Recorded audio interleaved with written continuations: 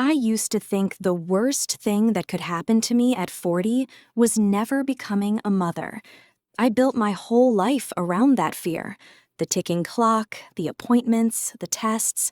I never imagined that what would really break my world open wasn't my body failing me. It was my husband choosing someone else, just when life finally decided to give me the one thing we'd been praying for. My name is Victoria Hale. I'm 40 years old, a senior vice president of corporate strategy at a consulting firm in Chicago, Illinois. On paper, my life looks impressive. Corner office, boardroom presentations, frequent flyer miles, a LinkedIn profile full of promotions and polite applause. People look at me and see a woman who has it all together. What they don't see is how hard I used to grip my phone in fertility clinic waiting rooms, or how many nights I cried into a pillow so my husband wouldn't hear. I met my husband, Daniel, when we were both associates at the same firm. We were in our late 20s, living on caffeine and ambition. He was handsome in that polished, tidy way, perfectly ironed shirts, neat dark hair, the kind of easy smile that makes clients relax. We clicked over late nights in conference rooms and shared eye rolls at impossible deadlines. He liked that I was driven. I liked that he respected my brain as much as anything else. We told ourselves we were going to be a power couple, and for a long time we were. Kids were always later. Later, after the next promotion. Later, after we bought the condo. Later, after the big case closed. You know how later works. It's a polite way of saying, not yet. Until suddenly, it's almost too late. At 37, we finally said, okay, now. We tracked cycles, we did the vitamins, the charts, the appointments. Month after month, negative tests piled up like tiny funerals, only I seemed to attend. The doctors used phrases like diminished ovarian reserve and your age group, and I started to feel like a machine that was slowly running out of parts. After 3 years of trying, a round of treatments that nearly broke me, and more money spent than I want to admit, I hit a wall. I remember sitting in the car outside yet another appointment, staring at the steering wheel and thinking, I can't keep living like my entire worth is tied to one pink line on a stick. Daniel and I had a long talk that night, a calm one. No yelling, no accusations. Just two tired people sitting at the kitchen table, both of us with our hands wrapped around lukewarm tea. We agreed to stop forcing it. If it happened, it happened. If it didn't, we would still have each other. After that, something in Daniel shifted. At first, I chalked it up to stress. He had just made partner at his law firm, late nights, difficult clients, the usual. But the little things changed. He stopped reaching for my hand on the couch. Working late became a regular excuse. His phone was suddenly always face down. Our conversations shrank to logistics. Who's grabbing groceries? What time is your flight? Did you pay the property taxes? I felt like his roommate who occasionally attended his firm dinners as a plus one. I'm not naive. I know long marriages go through seasons. I told myself it was just a rough patch, that once the dust settled from the fertility stuff and the new position, we'd find our rhythm again. I threw myself into work. I took on a big project that involved a series of leadership conventions around the country. It felt good to be needed for something I could actually control. Numbers, strategy, deals. Business problems have solutions. Hearts, not so much.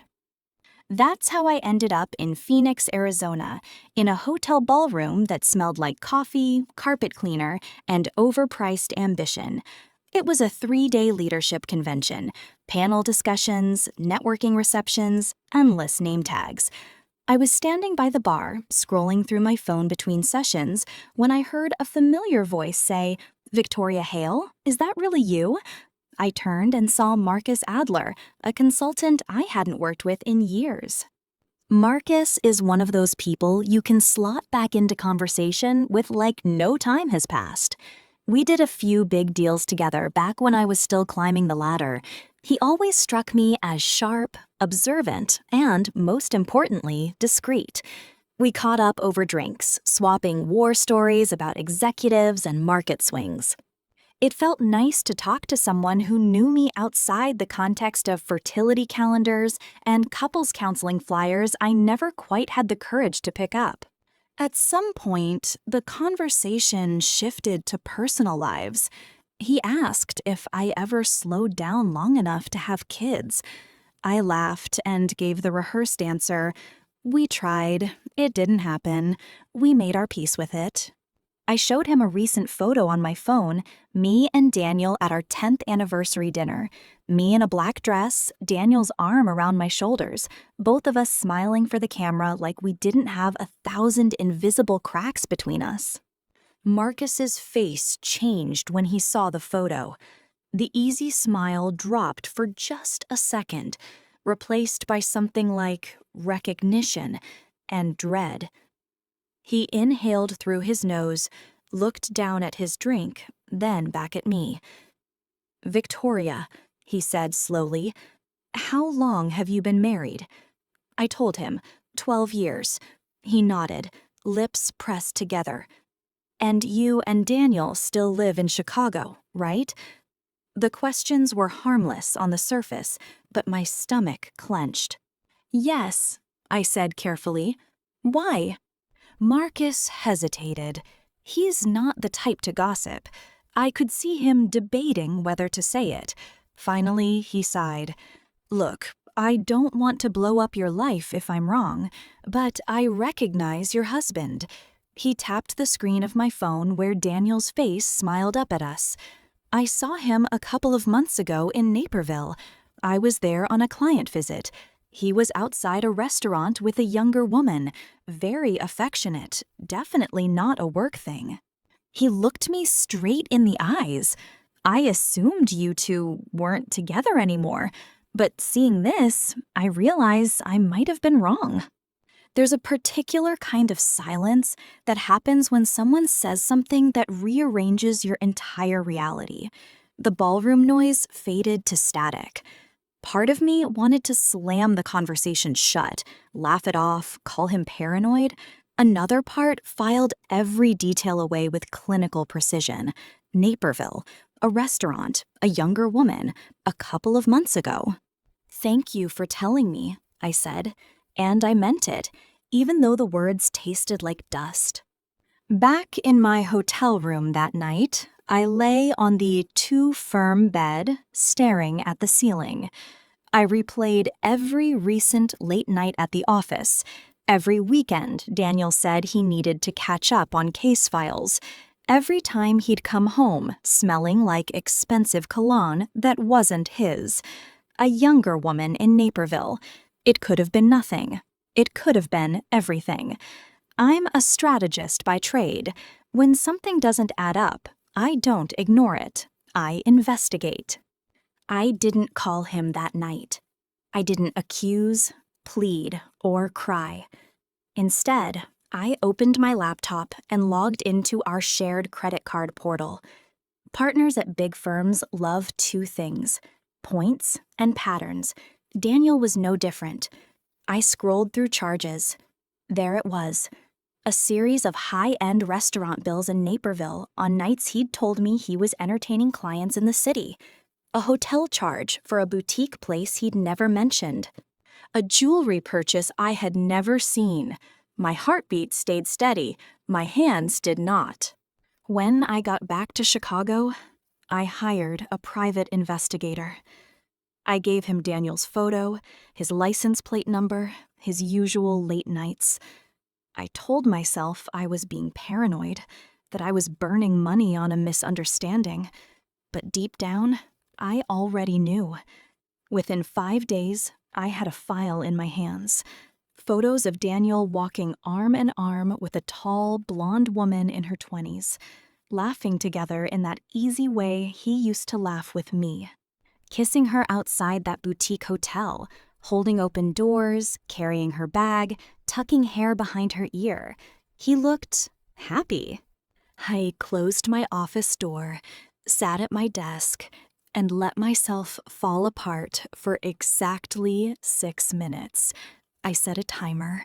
I know how that sounds, cold, mechanical, but it was the only way I could allow myself to feel without drowning. I cried silently. No ugly sobs, just tears streaming down my face as I stared at those photos. This was the man who held my hand in waiting rooms, the man who told me, no matter what, it's you and me. And here he was, pouring all that warmth into someone who hadn't walked through any of those fires with him.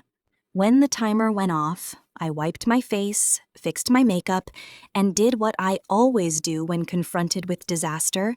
I made a plan. Divorce wasn't a word I used lightly. We had shared history, shared assets, shared dreams. Or at least I thought we did. I needed to understand what he really wanted before I decided what I was willing to walk away from. So I waited. I watched. And life, apparently, had a plot twist of its own waiting for me. It started small. I was tired all the time. My suits felt just a bit tighter than usual. I blamed the travel, the stress, the emotional whiplash. Then one morning, I nearly fainted in the shower.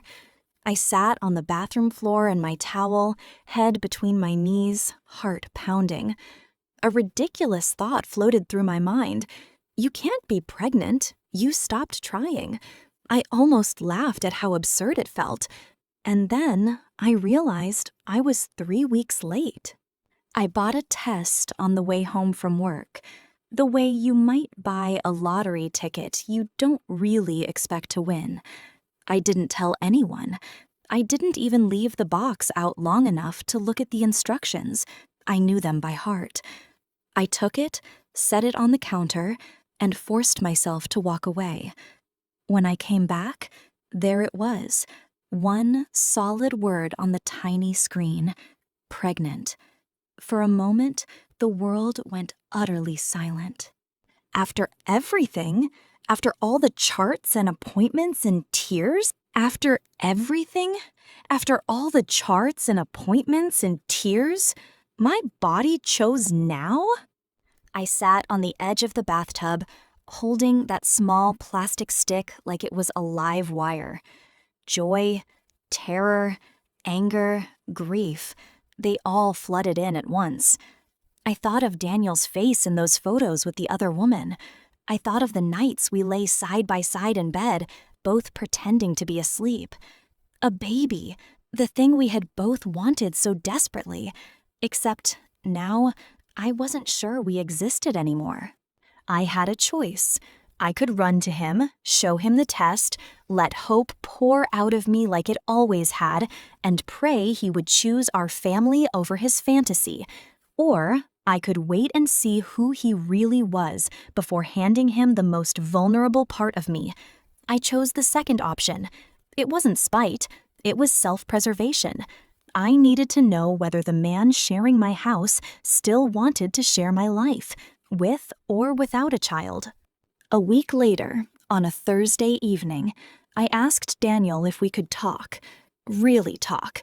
No phones, no TV, no laptops, no, I'm too tired, can this wait? He looked wary, but he agreed. We sat at our dining table, the same one we bought together when we first moved into the condo, back when we used it for takeout and laughter instead of spreadsheets and silence. I know something is wrong, I told him. We don't touch each other. We barely talk. You're always gone. I'm not here to fight with you, Daniel. I just need honesty. Do you still want this marriage? I kept my tone level, not accusing, not pleading, just asking a question I already knew the answer to. He stared at the table for a long time, jaw tight. Then he exhaled. Victoria, he said. I don't think I've been happy for a while. The words stung, but I stayed quiet. He continued, I've been seeing someone for almost a year. He still couldn't look at me. I didn't plan it. It just happened. I care about her. I don't think it's fair to any of us to keep pretending this marriage is working. There it was. Not some one-night mistake, not a drunken lapse of judgment. A year. A parallel relationship running alongside the ruins of our own. I felt my throat tighten, but I refused to give him the spectacle of a meltdown. So, what are you saying? I asked quietly. He finally met my eyes. I want a divorce. The words landed like a gavel. I nodded slowly. Emotionally, I was bleeding out. On the outside, I was every inch the executive who had just been given information she already anticipated. Okay, I said. He blinked, clearly thrown. I think he expected screaming, bargaining, something to reassure him he was worth fighting for. Instead, I stood up, collected the empty mugs from the table, and said, We'll talk logistics this weekend. You can sleep in the guest room in the meantime. That night, I lay in our bed alone, one hand resting on my still flat stomach. The reality settled over me like a weighted blanket.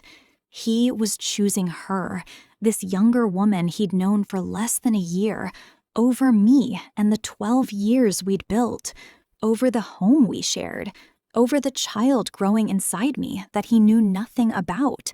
For the first time, I stopped asking what's wrong with me and started asking, what does this say about him? The next days moved quickly. We contacted lawyers. We divided accounts on paper. He made plans to move into an apartment closer to downtown, something temporary while he and Sienna figured things out. I learned her name through a stray email he left open. Sienna Brooks, 26, a model with a curated Instagram life full of sunsets, sponsored skincare posts, and quotes about living your truth. She was beautiful. She was not my enemy. The person who had promised me fidelity was. I waited until the evening he came to pick up the last of his things. The condo felt strangely hollow, his suits gone from the closet, his watch missing from the dresser. He walked through the living room carrying a box of files and a framed photo from our wedding.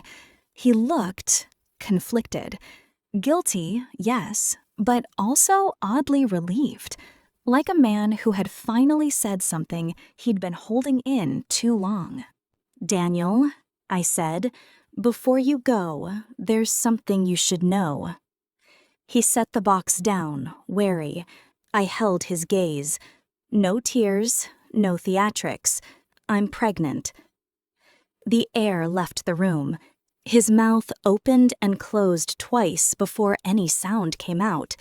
You're joking, he said. Victoria, that's not funny. I pulled the folded ultrasound photo from my pocket, the one I'd been carrying for days like a secret talisman, and placed it on top of the box. 9 weeks, I said quietly, due in October. I watched the realization flood his face. Panic, hope, regret, greed, all mixed together. We can fix this, he blurted. Vic, listen, I didn't know. If I'd known... He stepped forward like he could rewind the last year by sheer proximity. We can go to counseling. I'll end things with Sienna. This doesn't have to be the end. For a moment, I imagined saying yes. I pictured us back in the house, going to appointments together, posting carefully curated photos of a rainbow baby after years of struggle. But the images flickered and died against the reality I knew too well. A man who chose his own excitement over our vows, who lied to my face, who only wanted to stay when there was something in it for him. I shook my head. You didn't want to fix our marriage, I said softly. You wanted permission to leave without feeling like the bad guy. You got that. This I touched my stomach lightly. Doesn't erase what you did. His eyes filled with tears. So that's it? You're just shutting me out of my child's life?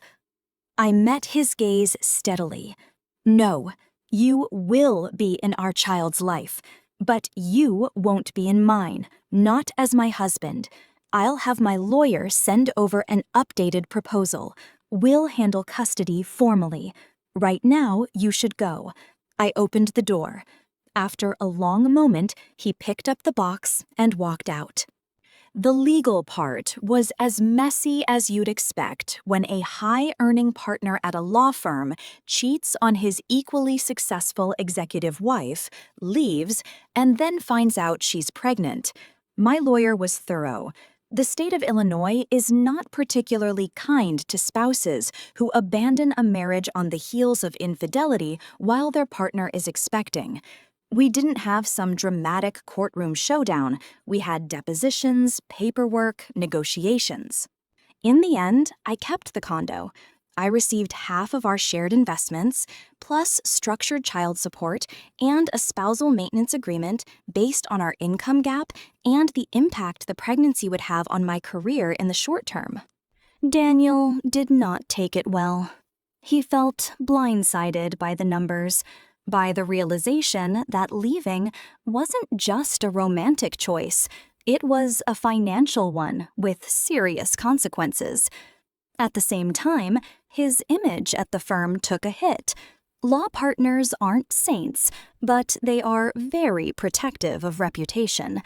A messy affair with a much younger woman, a pregnant wife filing for divorce, it wasn't a good look. He didn't lose his job, but he did lose standing.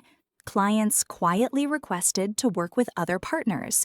His track to more influence in the firm suddenly got a lot steeper.